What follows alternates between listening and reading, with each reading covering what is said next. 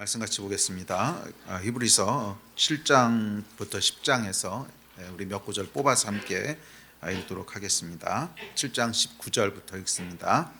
시작. 율법은 아무것도 온전하게 못할지라 이에 더 좋은 소망이 생기니 이것으로 우리가 하나님께 가까이 가느니라.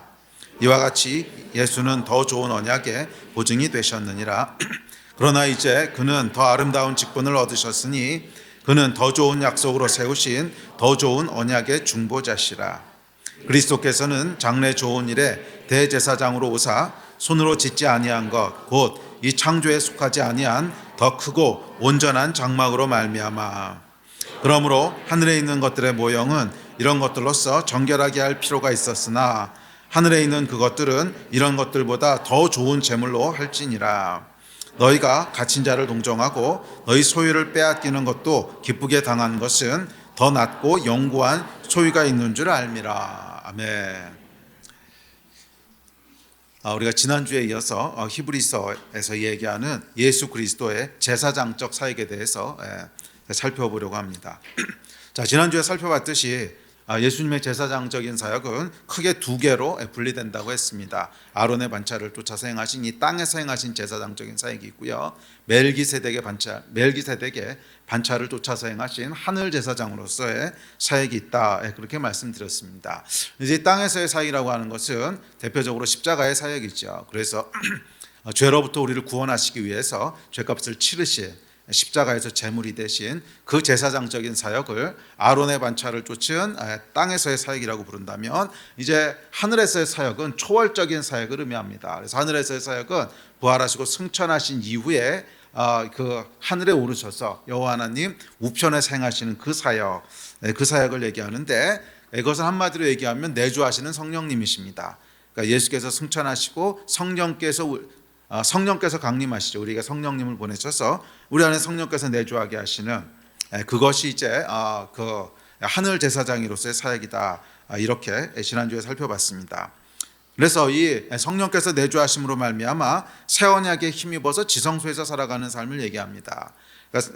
그 지성소에서 살아간다고 하는 것은 뭐냐면 하나님의 임재 앞에서 하나님과의 개인적이고 친밀한 관계를 누리면서 살아간다는 거예요.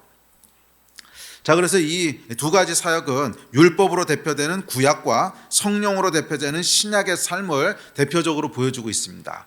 그러니까 구약에서의 삶이라고 하는 것은 뭐냐면 죄 문제를 해결하기 위해서 끊임없이 제사를 드려온 것이 구약에서의 삶이죠. 그리고 구약에서 목표로 한 것은 뭐냐면 이 죄값을 다 치름으로 이제 율법의 저주에서부터 벗어나는 게 구약의 모든 포커스입니다. 그래서 땅에서 예수님께서 행하셨던 아론의 반차를 쫓아 행하셨던 사역은 뭐냐면 이 구약에서 얘기하는 것을 만족시키시는 거예요. 그래서 구약에서 얘기했던 모든 언약, 그것을 완성하시는. 그런데 어떻게 완성하시냐면 죄값을 치르심으로 죄의 저주로부터 벗어나게 하시는 그것을 행하신 것이라면, 이제 신약은 그 내용이 아닙니다. 그러니까 신약은 전혀 다른 약속을 얘기하는데, 신약의 전혀 다른 약속은 뭐냐면 하나님의 임재 가운데 개인적이고 친밀한 하나님과의 관계를 실제적으로 누리면서 살아간다는 거예요. 그게 이제 신약의 메시지인데, 그것을 위해서 성령께서 우리 안에 내주하셨다는 거예요. 그래서 여러분, 구약과 신약은 대비되는 굉장히 다른 차원의 얘기를 하고 있습니다. 그러니까 구약은 이 땅에 대한 얘기고요, 신약은 하늘에 대한 얘기예요. 하늘에 대한 얘기라고 하는 것은 초월적인 삶에 대한 얘기라는 거예요.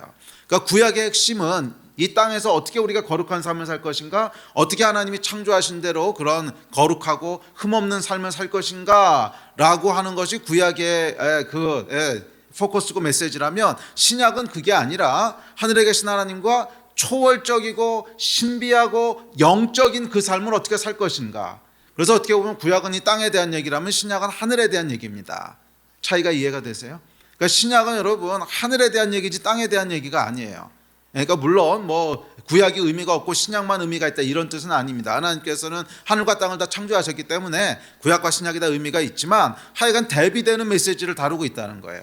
그러니까 신약에서 얘기하는 것에 대해서 신약에서 얘기하는 것은 성령께서 내주하심으로 말미암아 우리는 이 땅에서의 삶만 사는 것이 아니라 영적이고 초월적인 삶을 실제적으로 살고 누릴 수 있다는 거예요.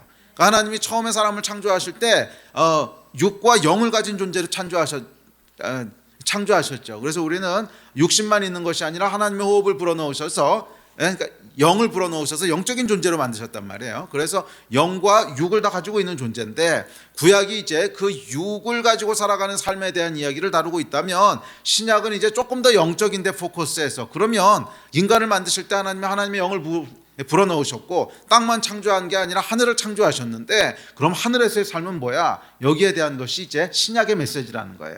그래서 예수 그리스도의 두 가지 제사장적인 사역은 이 땅에서만 제사장적인 사역을 행하신 것이 아니라 하늘에서도 역시 제사장적인 사역을 행하심으로 말미암아, 그러니까 뭐예요? 이 땅에서의 우리의 삶을 온전하게 하실 뿐만 아니라 하늘에서의 우리의 삶도 온전하게 하신다는 거예요.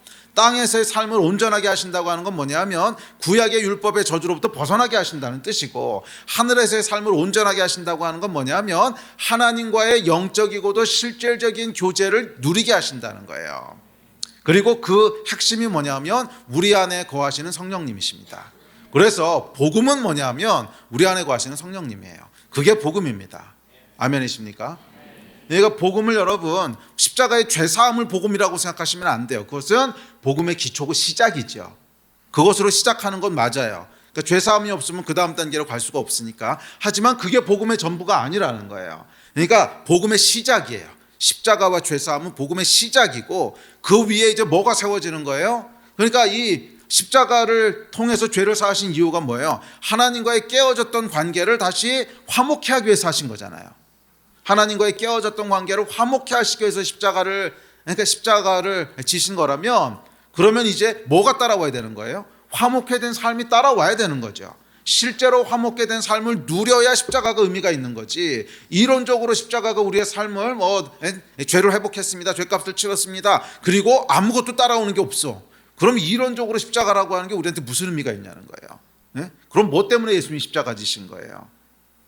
그렇죠? 그러니까 십자가가 깨어졌던 관계를 다시 화목케 하기 위한 것이라면, 그 십자가의 결과에 이어져야 될 것은 하나님과의 실제적이고 구체적인 화목한 관계죠. 그걸 누리는 거죠. 그리고 그 일을 위해서 누가 오신 거예요? 성령께서 오신 거라는 거예요.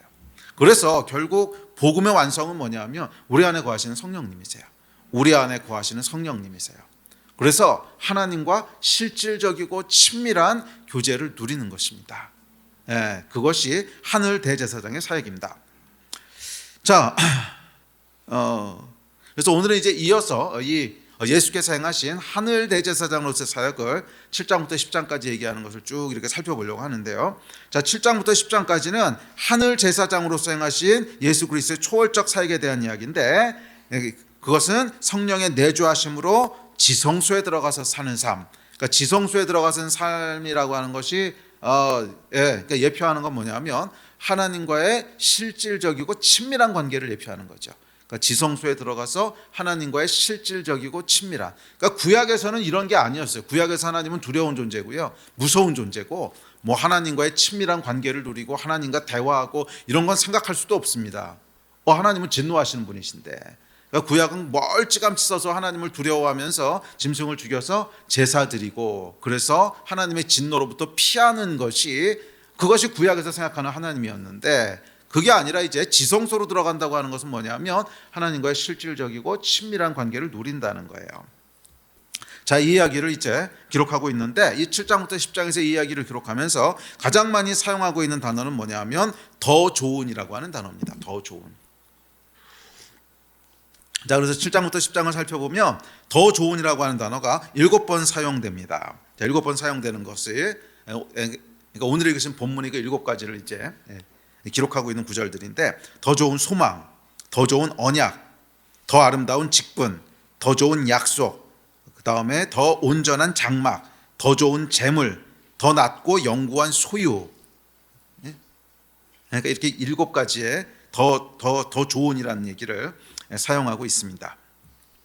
자, 그래서 이게 뭐냐면 이 신약 복음들의 핵심이라는 거예요. 그러니까 이 구약을 뛰어넘는 그런 신약의 축복이 있는데, 그것을 더 좋은이라는 말로 이제 표현하는 거죠. 더 좋은, 더 좋은, 더 좋은. 그러니까 더 좋은 약속이 있고, 더 좋은 소망이 있고, 더 좋은 언약이 있고, 더 좋은 재물이 있고, 더 좋은 장막이 있고, 더 좋은 재물이 있고. 그러니까 이게 구약보다 더 좋은 뭔가가 있다는 거예요.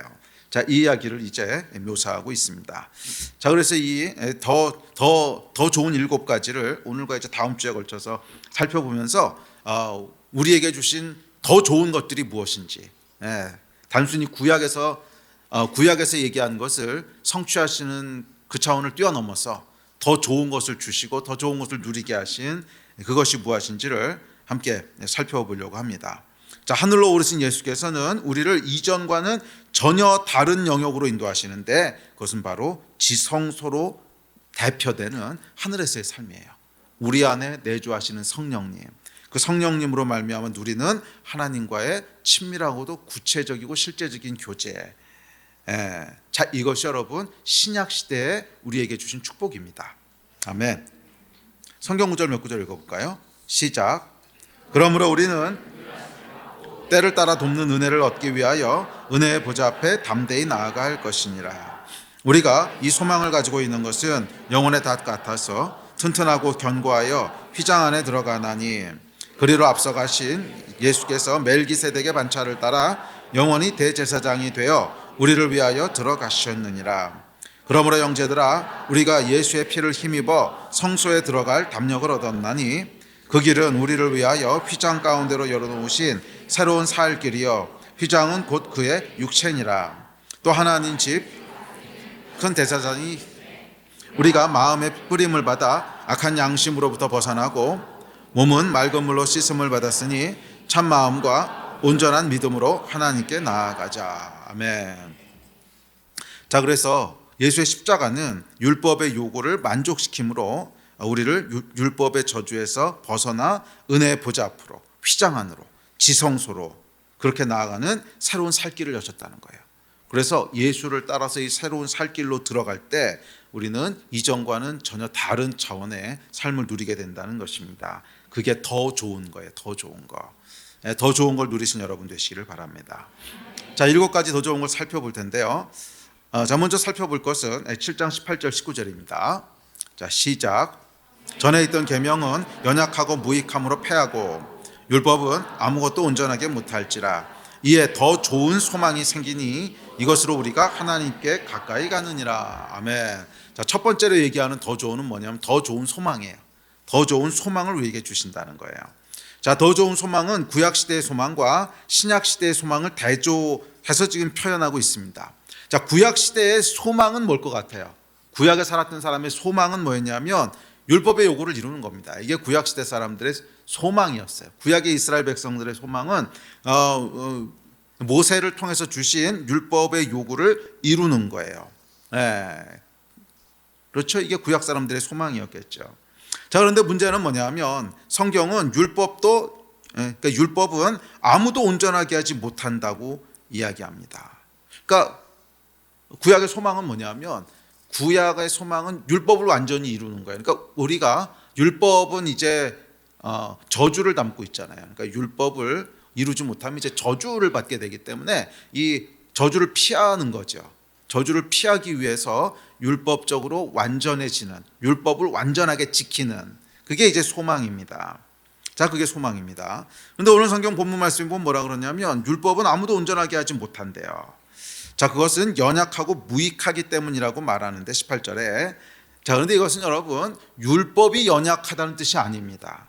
율법이 연약하다는 뜻이 아니라 사람이 연약하다는 거예요. 사람이 연약하다는 거예요. 자, 그러니까 율법은 말이에요. 여호와 하나님께서 주신 것입니다. 그러니까 당연히 좋은 거죠. 그렇죠. 하나님이 주신 건데 악한 거 주셨겠어요? 당연히 좋은 것이고 당연히 완전한 것입니다. 그런데 문제는 이것을 따라야 될 인간이 연약해서요. 뭐 아무리 좋은 거라도 지킬 능력이 없다는 거예요. 뭐 좋은 건 알겠어요. 그 율법대로 살면 너무 좋은 것도 알겠고 그 율법대로 살면 하늘에 복이 부어지는 것도 다 알겠어요.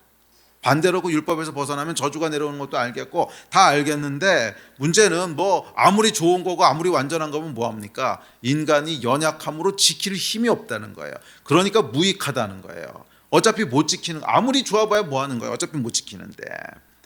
자, 그렇기에 이 율법에 따르면요 인간에게는 소망이 없습니다. 완전해질 소망도 없고요 저주를 피할 소망도 없어요. 하나님께 가까이 갈 수 있는 소망도 없어요. 왜? 죄가 해결되지 않으면 하나님 옆에 가까이 갈 수가 없거든요. 죄가 해결되지 않았는데 하나님과 가까이 가는 것은 죽음을 의미합니다. 그래서 구약시대 때 하나님은 뭐냐면 두려움과 정죄의 대상이에요. 그러니까 하나님 앞에 나가는 것은 두려움이었고 그 앞에 나가면 늘 정죄와 저주가 있습니다. 자, 율법의 요구를 이룰 능력이 없는 인간은 그래서 하나님의 임재를 무서워합니다. 그리고 하나님을 피하는 길뿐이 없습니다. 이게 우리 현실이라는 거죠. 이게 우리 현실이고 이게 구약의 현실입니다. 그렇죠. 인정할 수밖에 없죠. 그러니까 율법을 이룰 능력이 없다는 것 말이에요. 그래서 우리에게는 소망이 없습니다. 율법으로는 소망이 없다는 사실을 이거 죄와 싸워보신 분들은 알 거예요.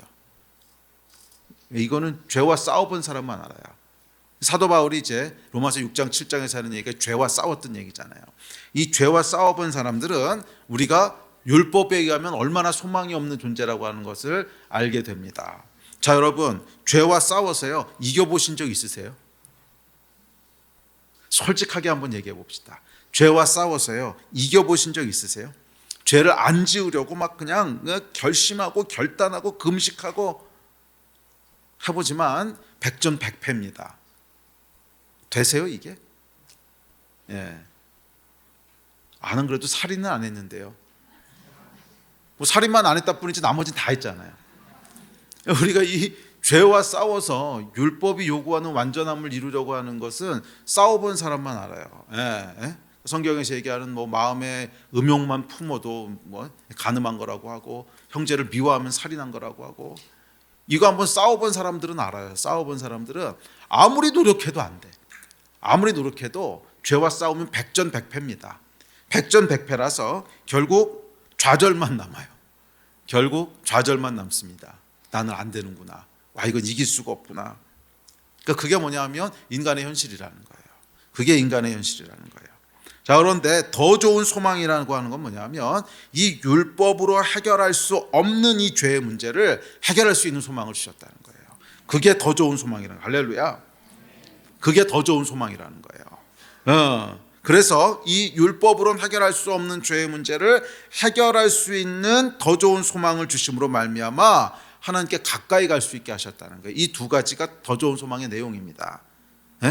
율법으로 해결할 수 없는 이 죄의 문제를 해결할 수 있는 소망을 주셨고 이게 해결되니까 자연히 따라오는 게 뭐냐면 하나님과의 교제가 회복되는 거죠. 죄로 말미암아 단절되었던 두려움으로 말미암아 저주로 말미암아 끊어졌던 하나님과의 관계가 다시 회복되는 거예요. 하나님께 가까이 나갈 수 있게 되는 이 소망이 더 좋은 소망이라는 거예요.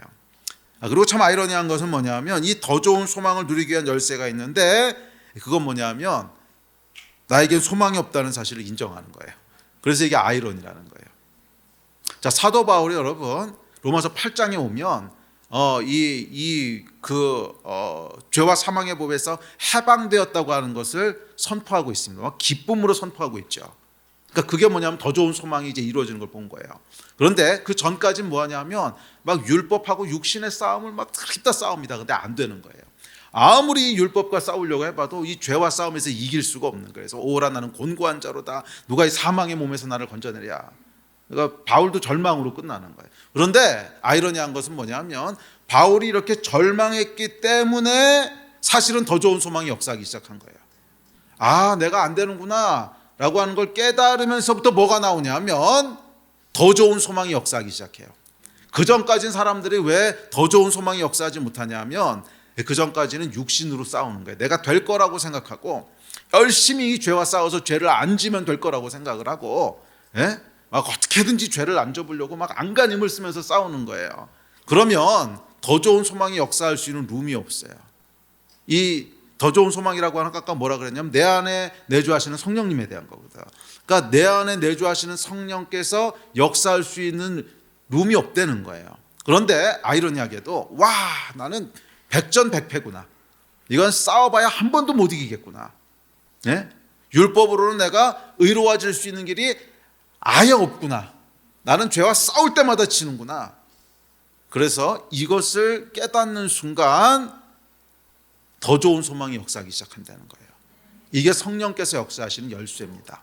그러니까 여러분, 자기 의가 남아있는 사람은요 성령께서 역사하시는 걸 경험하는 게 제한적이에요. 제한적. 뭐 아예 없다 그러긴 뭐하지만 제한적이라는 거예요. 자기 의가 없는 사람.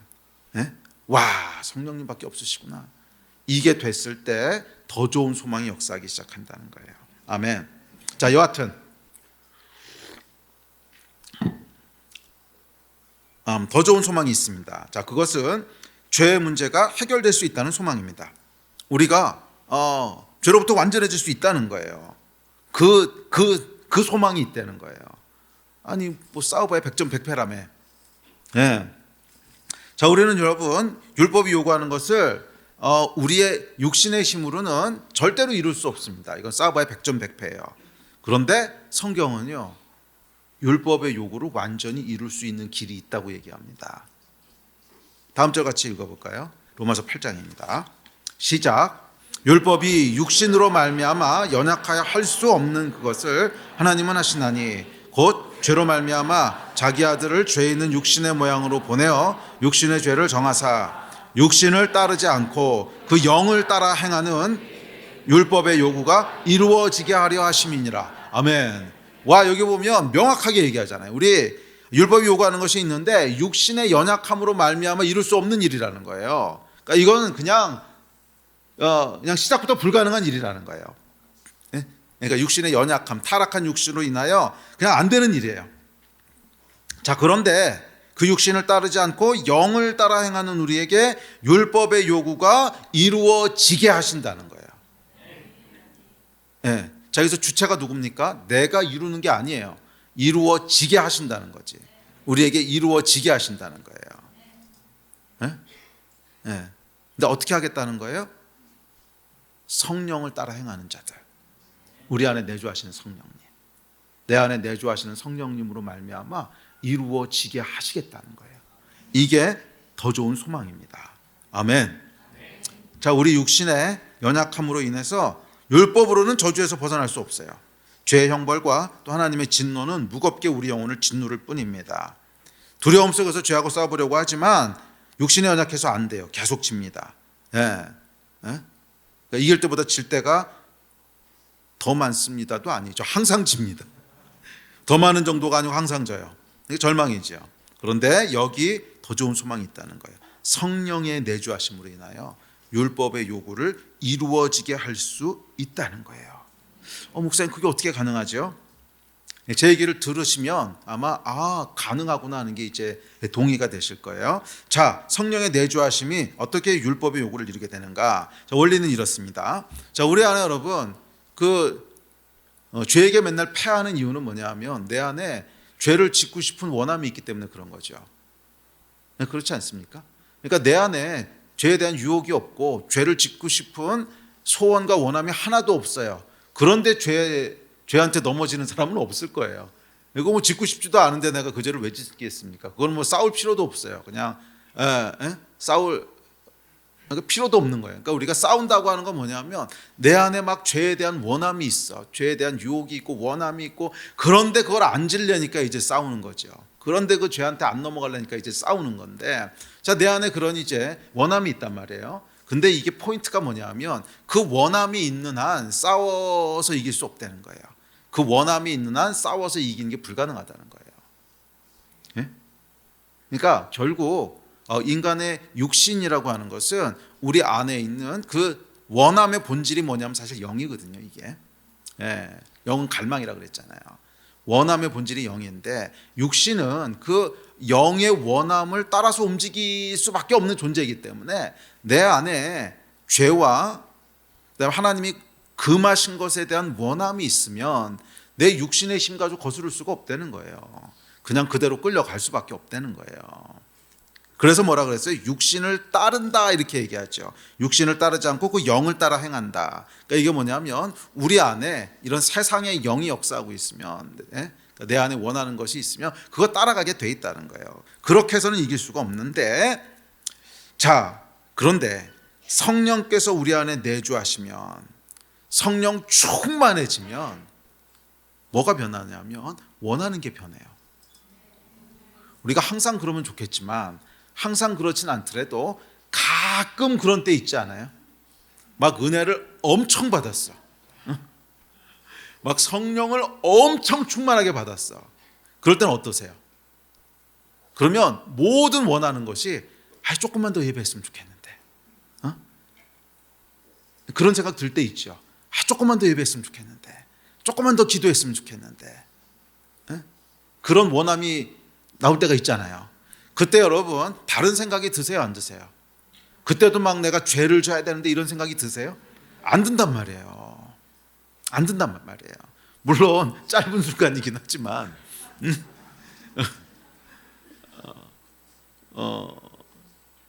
하여간 그 순간에는 안 들죠. 그러니까 그 순간에 무슨 생각만 드세요? 더 예배했으면 좋겠고, 더 기도했으면 좋겠고, 막 하나님을 위해서 살고 싶고, 막 그런 마음이 이렇게 충만하죠. 그리고 그때는요, 죄와 싸워서 이기고 지구를 고민할 필요도 없습니다. 죄와 싸울 이유가 없어요. 죄와 싸울 이유가 없어. 왜? 내 마음에 죄에 대한 마음이 없으니까. 그래서 그냥 율법의 요구가 이루어지는 거예요. 내가 싸워서 이루는 것이 아니고 그냥 그런 마음이 없기 때문에, 그 죄에 대한 마음 자체가 없기 때문에 그냥 율법의 요구가 저절로 이루어지는 거예요. 내가 막 싸우고 막 노력하고 이렇게 안 해도. 이해가 되세요? 그러니까 모든 포인트는 뭐예요? 성령 충만으로 이어지는 거예요. 성령 충만하면 싸워서 이기지 않아도 그냥 이루어지게 된다는 거예요. 율법의 요구가. 그리고 그 성령께서 우리 안에 내주하시기 시작했다는 거예요. 그래서 그게 더 좋은 소망이라는 거예요. 자, 이것을 소망이라고 얘기한 것은 아직 완전하진 않다는 뜻이에요. 그 소망이라고 하는 것은 미래 시점이잖아요. 아직 완전한 건 아니지만 성령께서 내주하심으로 우리 안에 그 일이 시작됐다는 거예요. 그래서 지금은 비록 근데 이 성령 충만했다고 해서 전부 해결되는 건 아니죠. 또 그러다 어느 순간에 성령이 떠나시진 않지. 근데 성령 충만을 잃어버리고 성령 피폐해지면 그럼 또 어떻게 됩니까? 이 죄에 대한 욕이 스물스물 올라오죠. 그래서 뭐 넘어지고 어쩌고 이렇게 하긴 하지만 하여간 어찌되었든지 간에 우리 안에 성령 충만한 순간만큼은 율법의 요구가 이루어진단 말이에요. 그래서 성경은 뭐라고 얘기하냐면 이렇게 얘기합니다. 우리 다음 절 시작. 너희 안에서 행하시는 이는 하나님이시니 자기의 기쁘신 뜻을 위하여 너희에게 소원을 두고 행하게 하시나니. 정확히 이야기잖아요. 너희 안에서 행하시는 분이 있는데 그건 하나님이셔. 너희 안에서 행하시는 성령 하나님, 성령님이 계시다는 거예요. 그분이 자신의 기쁘신 뜻을 위해서 너희에게 소원을 두게 하셔. 너희에게 소원을 주셔. 그러니까 성령께서 우리 안에 충만하게 역사하시면 하나님이 기뻐하시는 일을 하고 싶은 소원을 주신다는 거예요. 그런 방식으로 일하신다는 거예요. 그러니까 그러니까 죄를 짓고 싶어 죽겠는데 억지로 행하는 것이 아니라 막 죄를 짓고 싶어 막 죽겠는데 억지로 막 하나님을 섬기는, 아니요 여러분, 이거는 신약의 역사가 아닙니다. 이건 구약에서 했던 일이고. 구약은 왜 그래요? 아직 우리 안에 성령께서 오시지 않으셨으니까. 내 안에 계속 죄를 짓고 싶은 소원과 소망이 있는데 지면 안 돼. 그러니까 율법이 있고 두려움이 있고, 그러니까 그렇게 싸우는 건데 신약은 그렇게 싸우는 게 아니라는 거예요. 너희 안에 거하시는 하나님, 너희 안에서 행하신 하나님, 밖에서 율법으로 옥죄는 것이 아니라 너희 안에서 행하신 하나님이 계신데, 성령께서 계신데 이 성령이 뭐를 행하시냐 하면 하나님이 기뻐하시는 뜻을 따라 소원을 두신다는 거예요. 원하는 마음 자체를 두신다는 거예요. 그래서 우리 마음 자체가 막 하나님이 원하시는 것을 하고 싶어. 막 더 기도했으면 좋겠고 예배했으면 좋겠고 막 선교 얘기 들으면 마음이 불타고 막 하나님을 기뻐하는 일만 하고 싶은 소원을 두신다는 거예요. 그러면 여러분, 이거는 죄와 싸울 필요도 없는 거죠. 율법의 요구를 이루어지게 하시는 거예요. 이게 여러분 더 좋은 소망입니다. 죄로부터 완전해질 수 있다는 소망이에요. 자, 물론 그렇다고 해서 죄를 전혀 안 짓게 되는 것은 아닙니다. 아까도 얘기했지만 이 성령 충만한 것을 우리가 24시간 365일 계속 끝까지 유지한다면 맞아요. 그럼 우리는 이제 죄로부터 완전히 자유할 수 있는데 아직 그렇게 되진 않아요. 왜냐하면 아직 우리 안에는 육신을 입고 있고 타락한 마음과 성령께서 주신 새 마음이 공존하고 있기 때문에 그래요. 그래서 바울은 이걸 뭐라 그러냐면 오라 나는 곤고한 자로다. 내 안에서 두 법이 싸우고 있도다. 이렇게 얘기하거든요. 그러니까 내 안에 두 법이 막 싸우고 있다는 거예요. 두 마음이 싸우고 있기 때문에 뭐 이게 그러니까 영혼이 완전히 해결된 건 아니에요. 하지만 우리에게 어떤 소망을 주냐면 성령 충만하면 이길 수 있구나 하는 소망을 주는 거예요. 그건 사실이지 않습니까? 예, 죄와 싸워서는 이길 수 없었지만 성령 충만하면 완전해질 수 있구나 하는 소망을 주잖아요. 그래서 이 소망을 가지고 아직 완성된 건 아니지만 조금 더 성령 충만하게, 조금 더 성령 충만하게, 조금 더 성령님과 가깝게, 조금 더 성령님과 동행하고, 조금 더 성령님을 사랑하고, 그렇게 걸어가다 보면 우리가 성령 충만했던 시간이 그러니까 지금은 10%야. 그리고 90%는 이제 성령 피폐하게 살았어. 그런데 성령 충만한 시간이 20% 되고 30% 되고 40% 되고, 이걸 뭐라 그러는 거예요? 성화돼 간다 그러는 거예요. 성화. 예수 그리스도를 닮아가는 거예요. 자, 그러니까 우리의 포인트는 뭐냐면 율법적으로 죄하고 싸우는 게 아닙니다. 전혀 아닙니다. 죄를 짓지 말아야지, 이거 하면 어떡하지, 이거 하면 안 되는데, 이런 싸움이 아니에요. 이거는 필패예요. 이건 절대 이길 수 없어요. 성경도 그렇게 얘기하고요. 그 대단한 사도 바울도 안 된다고 했고, 저도 그러니까 이 말씀을 준비하면서 쭉 제가 죄와 싸워왔던 그 전적을 보니까 1250전 1250패야. 한 번도 이긴 적이 없어. 죄와 싸워서는 한 번도 이긴 적이 없어요. 이게 이길 수가 없어. 그냥 버티고 해서 얼마나 늦게 죄에게 굴복하느냐 하는 거지. 그러지 않으세요, 여러분? 죄와 싸워보신 분들은 알아요. 이것이 그냥 버티다가 조금 더 늦게 죄한테 굴복하느냐, 빨리 잽싸게 굴복하느냐는 차이지, 결국 가보면 굴복하고 끝나요. 이게 안 된다는 거야. 그럼 또 굴복하면 뭐가 옵니까? 그럼 막 죄책감, 막 좌절감, 난 안 되나 봐, 막 이런 생각들. 1000번 싸우면 1000번 다 져요. 이겨본 기억이 없어. 밀어본 기억은 있어요. 밀어본 기억. 미룬 거는 이제 버티다가 그냥 당장은 안 넘어가지만 한 일주일 버티고 한 달 버티고 이럴 수는 있는데, 이겨본 기억이 없어요. 그런데 언제 완전해지냐면 성령 충만할 때. 성령 충만할 때는 이런 싸움 자체가 안 일어나. 이런 싸움 자체가 안 일어나. 그냥 왜? 하고 싶은 마음 자체가 없어. 죄에 대한 마음 자체가 없고요, 죄에 대한 유혹 자체가 없고, 그냥 내 안에 들어오는 생각은 뭐냐면 어떻게 하면 하나님을 더 기쁘시게 하지, 어떻게 하면 이 은혜를 갚지, 어떻게 하면 예배 더 하지, 어떻게 하면 말씀을 더, 그냥 그 생각이 계속 제 안에서 올라오고 있지, 뭐 죄하고 싸우고 이 마음 자체가 안 드는 거예요. 그러니까 여러분, 우리의 모든 싸움의 포커스는 뭐예요? 성령 충만이라는 거예요. 성령 충만. 성령 충만이라는 거예요. 그런데 이걸 놓쳐버리게 되면 더 좋은 소망을 잃어버리고요, 구약의 싸움을 싸워야 돼요. 근데 구약의 싸움은 한 번도 이겨본 적이 없는 싸움입니다. 계속 패하는 싸움을 싸우는 거예요. 계속 패하는 싸움을 싸워서 어떻게 되는 거예요? 낙심, 절망, 어두움, 일로 계속 물려가는 거예요. 아니 여러분, 그건 소망이 아닙니다. 절망이지. 우리의 진짜 더 좋은 소망은 뭐냐면 우리에게는 내주하시는 성령께서 계시다는 거예요. 그 성령 충만할 때는 결국 우리가 온전해진다. 율법의 요구가 이루어진다는 거예요. 아멘. 그리고 이 성령 충만한 시간들이 100% 가는 건 없어요. 이 땅에서 육신이 있는 한. 그래도 처음에는 뭐 한 5%밖에 안 되는데, 그러니까 24시간에 한 10%, 2.4시간 정도만 하루에 성령 충만하고, 뭐 나머지는 못했는데, 이게 이제 성령 충만이 계속해서 조금씩 길어지는 거죠. 그래서 이제는 하루에 한 20% 성령 충만한 시간 유지할 수 있고, 하루에 한 30% 유지할 수 있고, 그러면 점점점 우리가 성화돼 가는 거예요. 근데 이게 성화돼 간다고 하는 것은 아까도 말씀드렸지만 내 인격이 결국 변하긴 변하겠지만, 그것이 약간 돛 닦는 거하고는 달라요.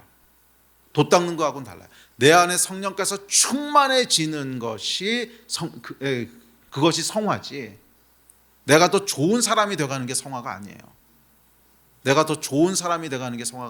그거는 불교나 도교에서 얘기하는 돛 닦는 개념이지, 성경이 얘기하는 성화는 그거하고 달라요.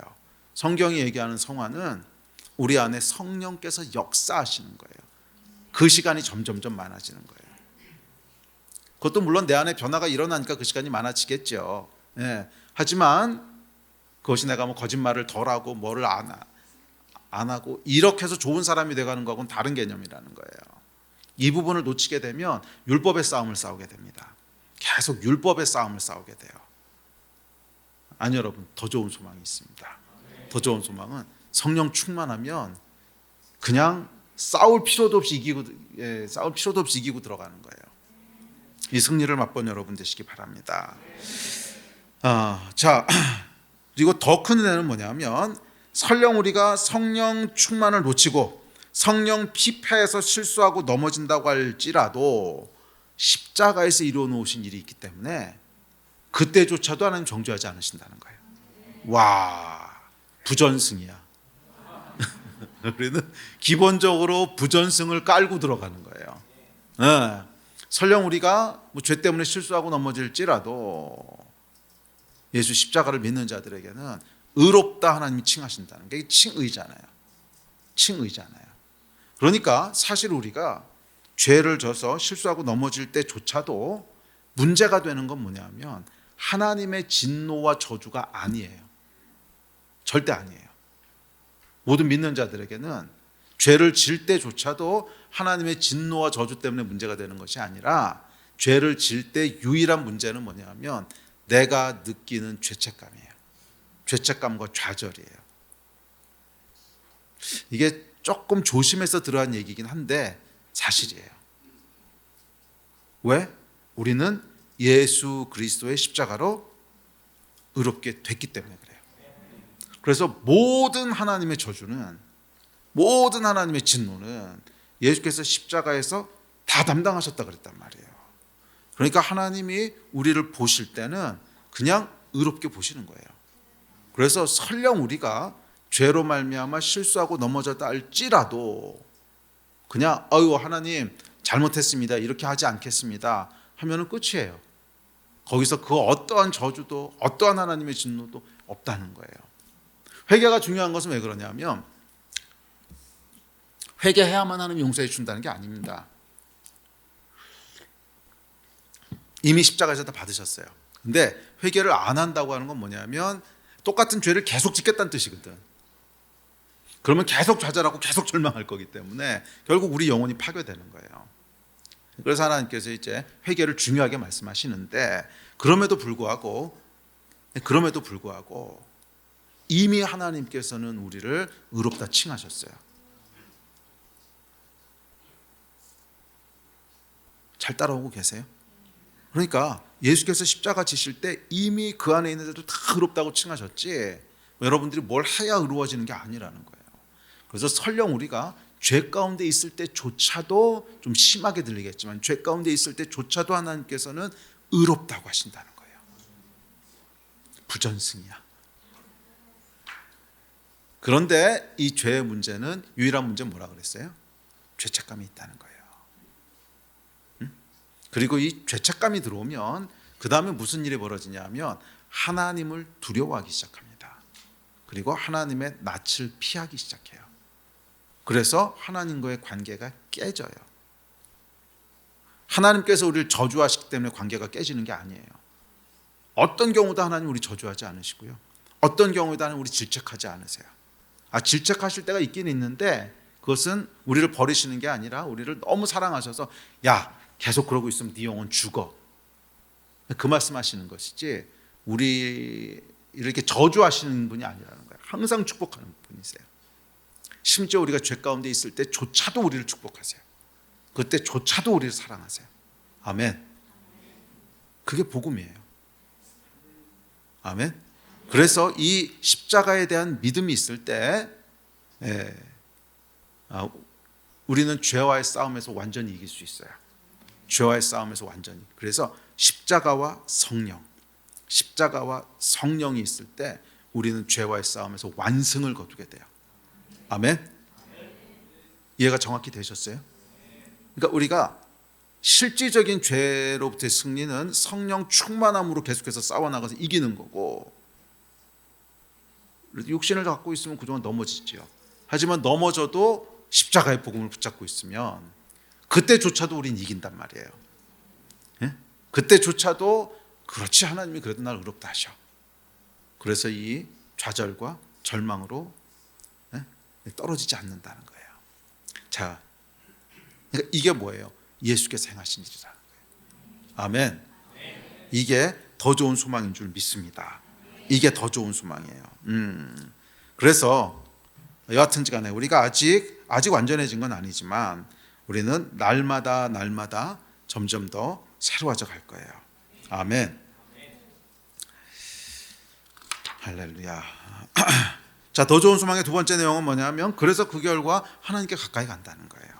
그래서 그 결과 하나님께 가까이 간다는 거예요. 자, 다음 절 다시 한번 읽어봅시다. 19절 시작. 율법은 아무것도 온전하게 못할지라 이에 더 좋은 소망이 생기니 이것으로 우리가 하나님께 가까이 가느니라. 아멘. 자, 성령의 내주하심으로 인해 완전해지는 것의 자연스러운 결과인데요. 그 결과는 하나님께 가까이 가는 거예요. 이제 담대히 하나님께 나가 기쁘게 긍휼하심을 받고 때를 따라 돕는 은혜를 얻기 위하여 은혜의 보좌 앞에 나갑니다. 내주하시는 성령님을 통해 하나님 바로 옆에서 내 안에서 만나고 누립니다. 그래서 친밀한 하나님과의 관계를 누리게 돼요. 그래서 이전에는 종이었지만 이제는 자녀예요. 자녀 여러분 특징이 뭔지 아십니까? 담대함이라고. 그러니까 이 성경의 표현을 빌면 담대함이고요. 우리가 사용하는 용어를 빌리면 어리광이에요. 자녀의 특징은 뭐냐면 어리광이에요. 그러니까 그냥 부모한테는 말도 안 되는 것도 그냥 해달라 그러는 거예요. 여러분 그렇지 않으세요? 그러니까 물론 좀 나이가 들면 염치가 있어서 안 그러겠지만 어린 애들은 여러분 좀 말도 안 되는 거 담대하게 해달라 그러잖아요. 직원분한테 돈 맡겨놨나? 그런데도 와서 그냥 마치 내 것처럼 막 이렇게 얘기하잖아요. 당연히 그런 것처럼 막 이 담대함, 어리광. 그러니까 이게 뭐냐면 자녀거든요. 네, 이게 하나님과의 관계라는 거예요. 그러니까 더 좋은 소망이라고 하는 건 뭐냐면 지성소에 들어가서 하나님과 아버지와 자녀로서의 관계를 누리게 된다는 거예요. 담대하게 하나님 앞에 나가서 아니 우리가 뭐 하나님한테 돈 꺼드린 것도 아닌데 마치 내 것처럼 내놓으라 그런다는 거예요. 그러고도 아무런 부담을 안 느낀다는 거예요. 왜? 자녀니까. 이게 예수께서 해놓으신 일이에요. 더 좋은 소망이에요. 지성소에 들어가. 하나님과의 계약 관계가 아니라 하나님과의 언약 관계로 들어가는 거예요. 더 이상 종이 아니라 하나님의 자녀가 되는 거예요.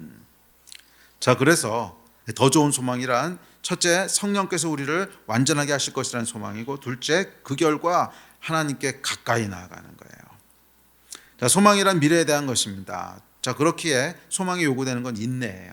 한꺼번에 되지는 않을 수 있어요. 하지만 포기하지 마십시오. 낙심하지 마십시오. 언젠간 돼요. 언젠간 된다는 말도 좀 어폐가 있어요. 매일매일 더 발전해요. 성령 충만한 것도 매일매일 발전할 거고요. 하나님과의 친밀한 관계도 매일매일 깊어질 거예요. 어제와 오늘이 다를 거고 오늘과 내일이 다를 거고 매일매일 하나님께 더 가까이 갈 줄로 믿습니다. 매일매일 하나님을 더 사랑하게 될 줄로 믿습니다. 우리는 매일매일 더 회복되어져 갈 것이고 매일매일 더 치유되어져 갈 것이고 언젠가는 완전해집니다. 아멘. 아멘. 그래서 여러분 복음은요 단순히 의인으로 칭함받는 것이 아니에요. 복음은 매일매일 더 깊고 매일매일 더 완전한 곳으로 나가는 거예요. 아멘. 네? 그래서 오늘보다 내일이 내일보다 모레가 더 기대되고 더 충만해지는 것이 복음인 줄 믿습니다. 그런데 이 소망을 누가 주신다고요? 내주하시는 성령님. 내주하시는 성령님. 자, 이 소망을 붙잡고 끝까지 가는 여러분 되시기를 주의 이름으로 축복합니다. 자, 두 번째 더 좋은 것은 뭐냐면 8장 6절입니다. 자, 시작. 그러나 이제 그는 더 아름다운 직분을 얻으셨으니 그는 더 좋은 약속으로 세우신 더 좋은 언약의 중보자시라. 자, 두 번째 더 좋은 건 뭐냐면 더 좋은 직분이 있으시대요. 자, 여기서 더 아름다운 직분이라고 했는데 아름다운의 헬라어를 보면 우월하다, 뛰어나다 이런 뜻입니다. 그러니까 예수님께서 땅에서 가졌던 직분보다 더 우월한 직분이 있으시다는 거예요. 땅에서 행했던 직분보다 더 우월한. 그리고 그 직분이 뭐냐면 중보자라는 거예요. 중보자. 자, 중보자라고 하는 것은 이제 그러니까 원어로 보면 메스테스라고 하는 단어인데 중재자, 화해자 이런 뜻입니다. 그러니까 우리가 중보자라고 하면 이게 중보기도만 생각을 하시는데 아니 그보다 훨씬 더 포괄적인 뜻이에요. 그러니까 하나님 앞에서 중재해 주는 사람, 화해 주는 사람 이런 뜻입니다. 자, 그러니까 예수님의 더 뛰어난 직분이 있는데 그 직분은 뭐냐면 중보자시라는 거예요. 우리와 하나님을 중재하신다는 거예요.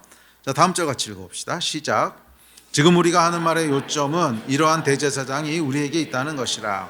그는 하늘에서 지극히 크신 이의 보좌 우편에 앉으셨으니 성소와 참 장막에서 섬기는 이시라.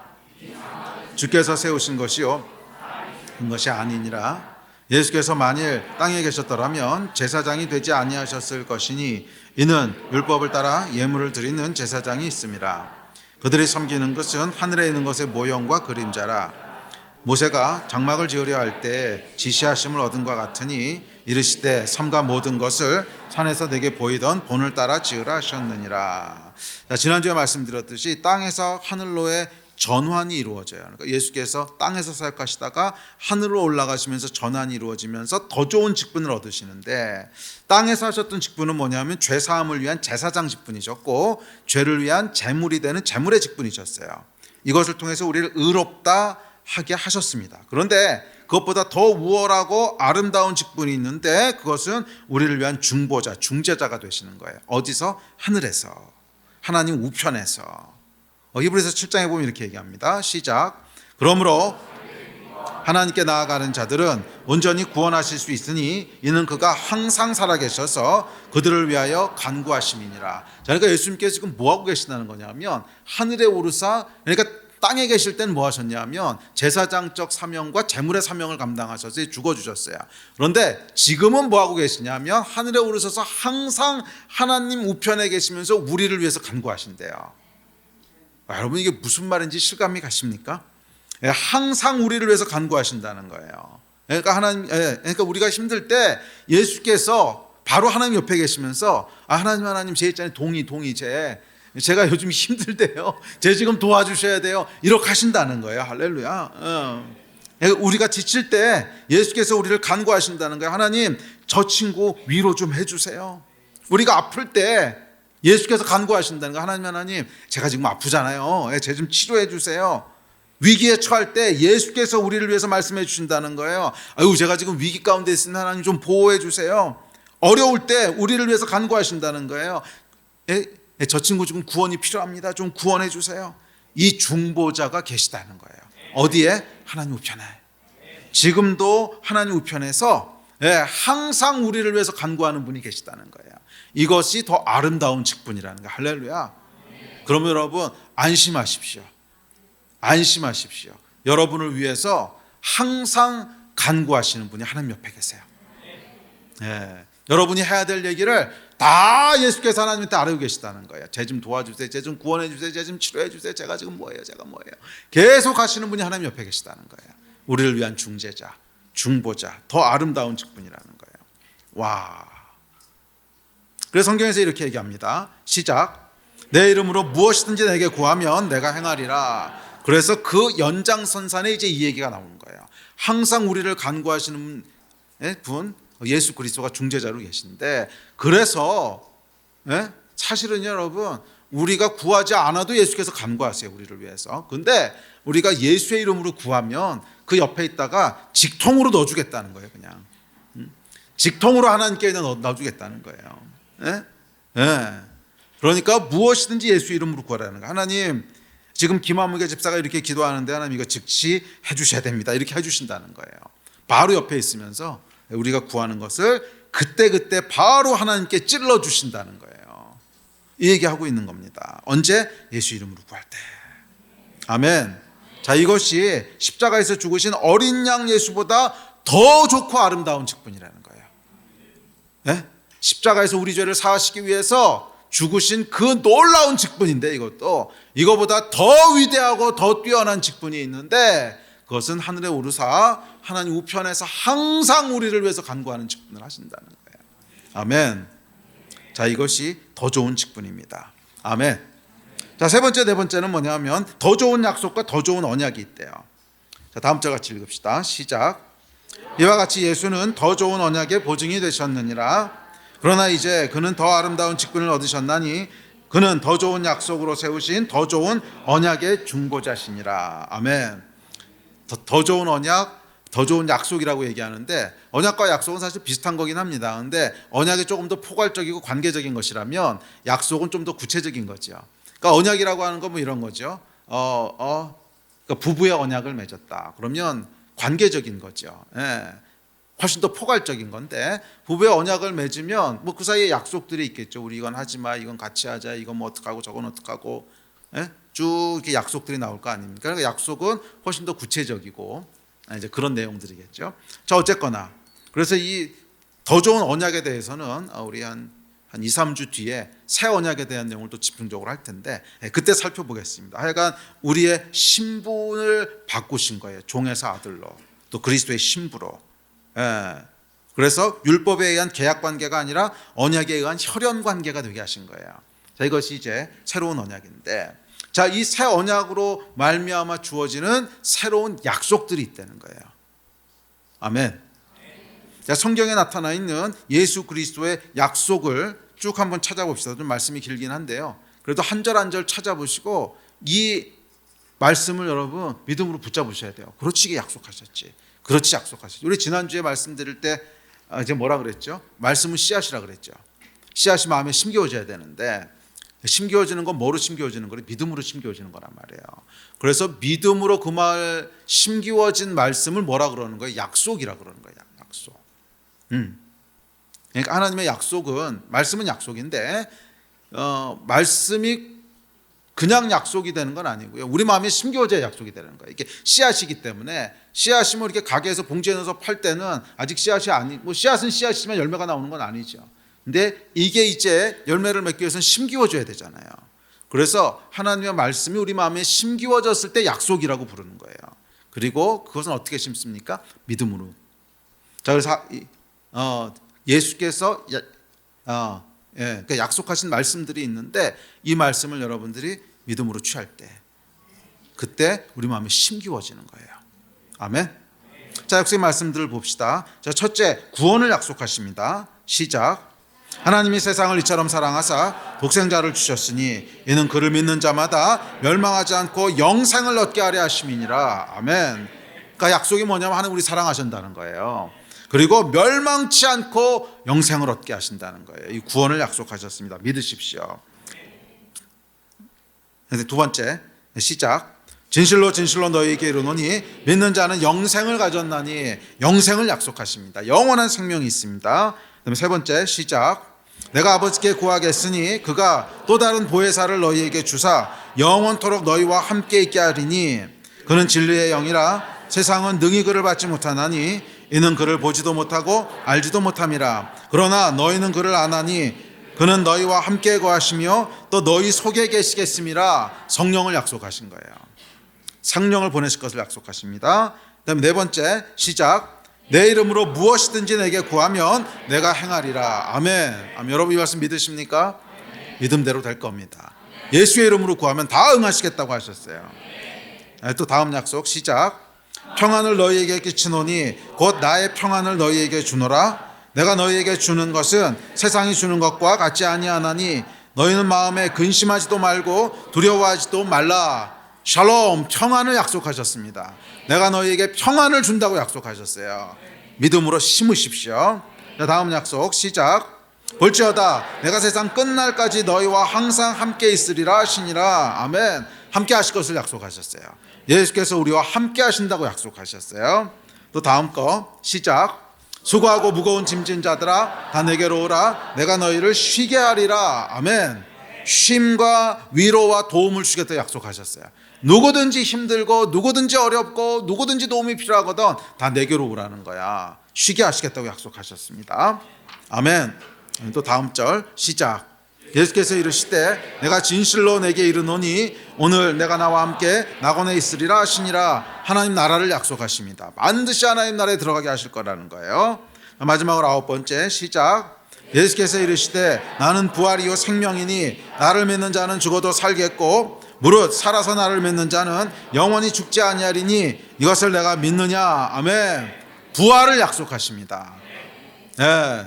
죽음이 끝이 아니라 부활을 주시겠다고 약속하세요. 아멘. 자, 이것이 여러분 하나님께서 우리에게 주신 새로운 약속입니다. 우리 예배팀 앞으로 나오십시오.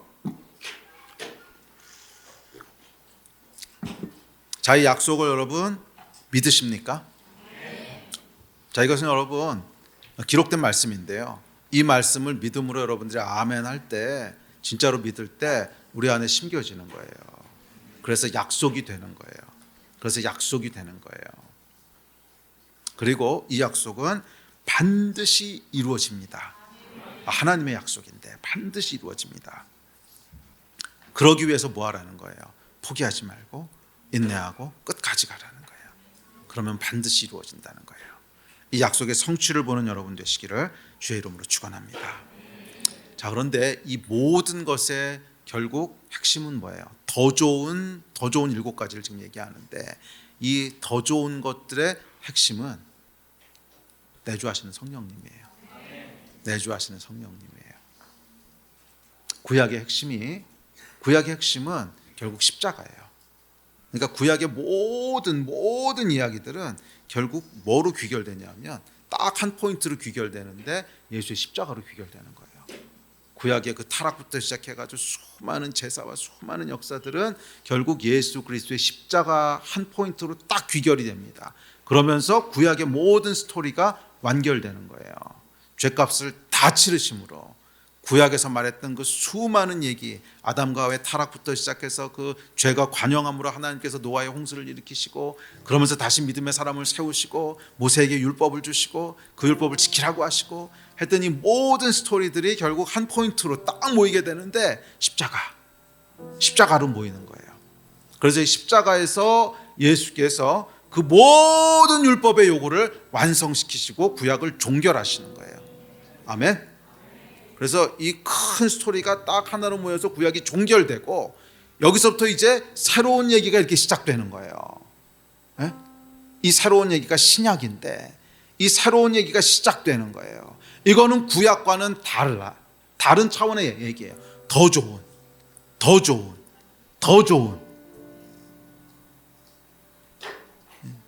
이 더 좋은 것은 뭐냐면, 이제 율법을 율법의 저주에서 벗어나고 죄를 안 짓고 그런 싸움이 아니라는 거예요. 그건 이제 이 포인트에서 끝났어요. 그리고 이제는 뭐예요? 지성소로 들어가는, 원래 하나님이 창조하셨던 하나님과의 친밀하고 개인적이고 놀라운 관계를 누리는, 어떻게?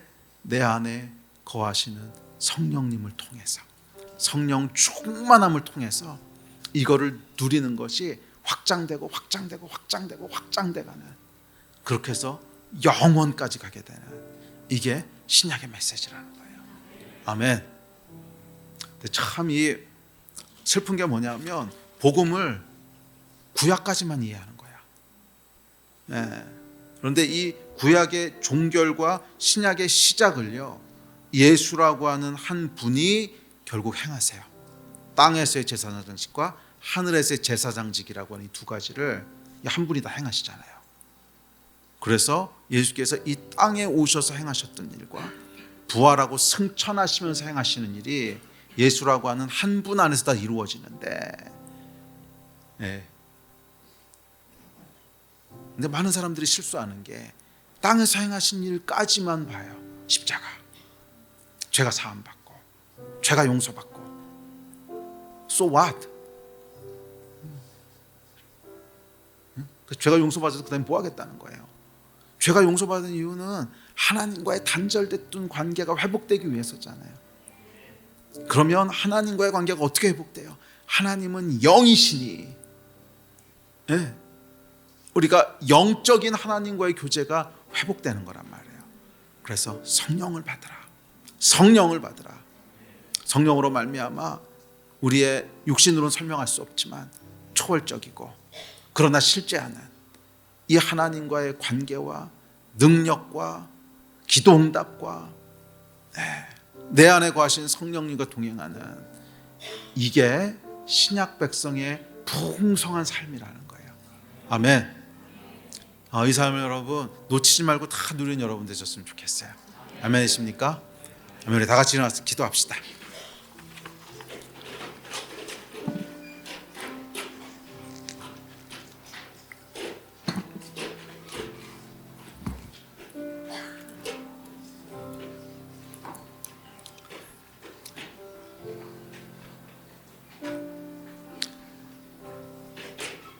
우리 이 밤에는 딱 하나 위해서 기도합시다. 성령 충만. 결국 성령 충만한 게 해답이에요. 우리 안에 성령께서 충만하게 역사하시는 그 일을 위해서 기도합시다. 아멘. 혹시라도 여러분 가운데 죄로 인한 좌절감이 있거나 죄로 인한 어떤 낙심이 있다면 오늘 성령께서 그것을 제거해 주시기를 축복합니다.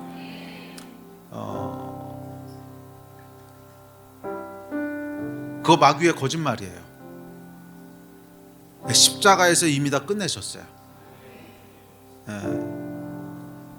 그리고 죄에 넘어지는 것 때문에 그것 때문에 좌절하지 마세요. 그거는 싸우면 백전백패입니다. 우리가 진짜로 염려해야 될 것은 성령 충만하지 못한 거지 죄에 넘어지는 게 아니에요. 성령 충만하지 못한 거지 죄에 넘어지는 게 아니에요. 그 싸움의 포인트가 잘못된 거예요. 죄에 넘어지지 않으려고 아무리 싸워봐야 못 이겨요. 만약 그 싸움을 싸우고 있는 분이 있다면 오늘 싸움의 포인트를 바꾸셔야 돼요. 어떻게 하면 내가 성령 충만할 것인가?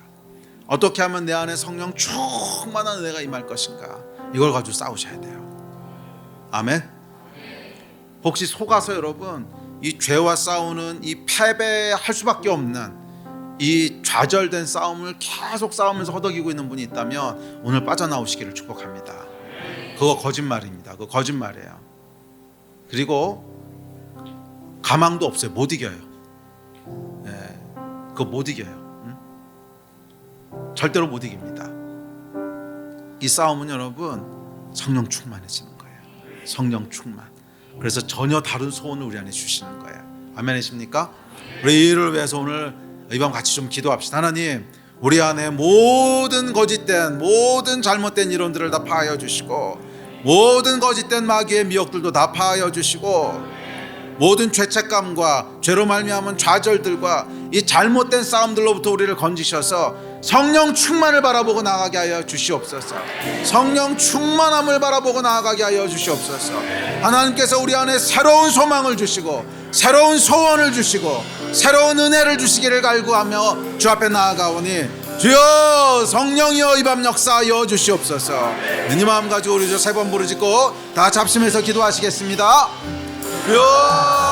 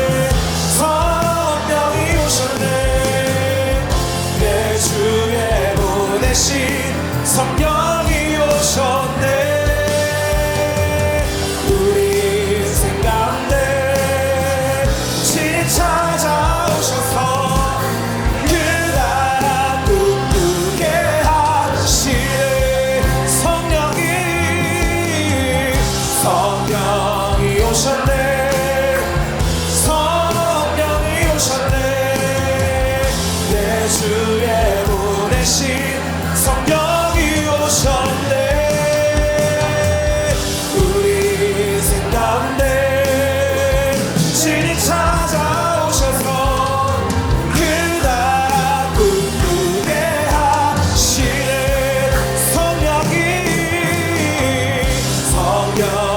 오셨네. 성령이 오셨네. 예, 보내신 성령이 오셨네. 우리 인생 가운데 신이 찾아오셔서 그 나라 꿈꾸게 하신 성령이 오셨네. 성령이 오셨네. 예, 주의 보내신 성령이 오셨네.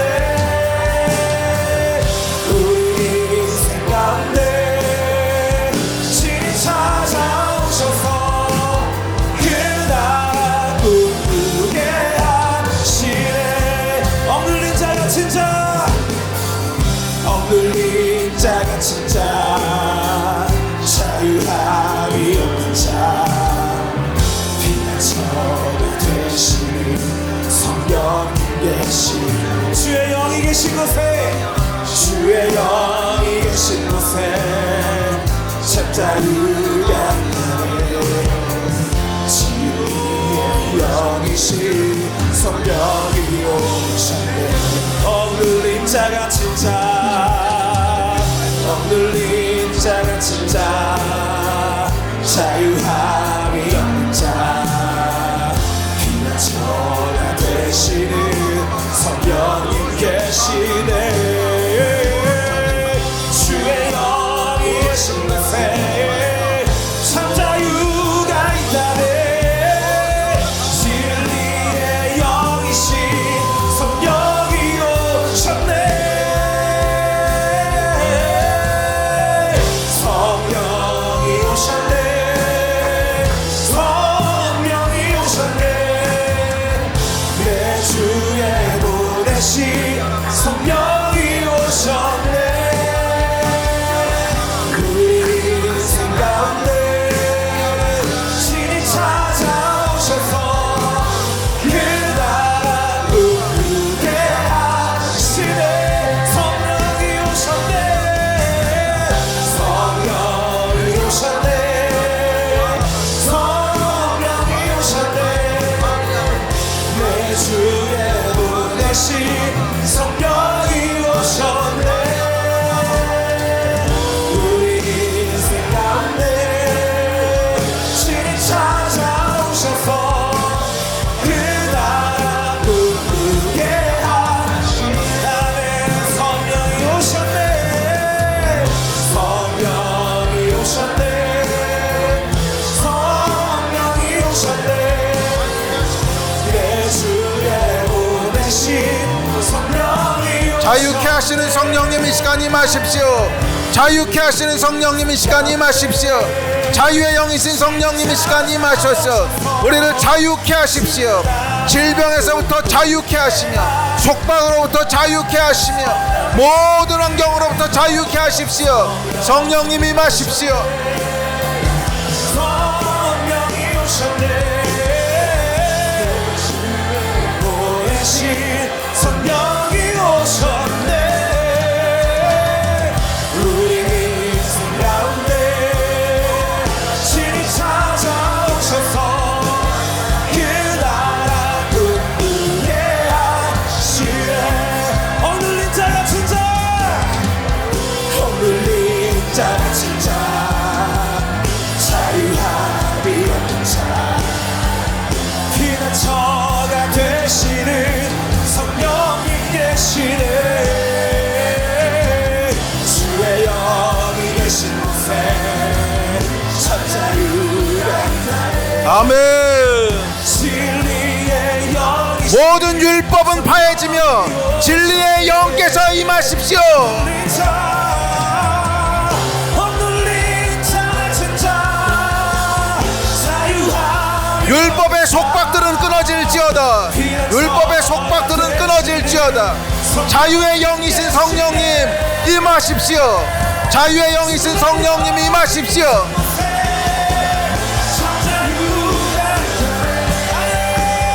진리의 영이신 성령이 오셨네. 성령이 오셨네. 성령이 오셨네. 예수의 보내신 성령이 오셨네. 우리 인생 가운데 신이 찾아오셔서 그 나라 꿈꾸게 하시네. 성령이 오셨네. 성령이 오셨네. 예수의 보내신 성령이 오셨네. 우리 인생 가운데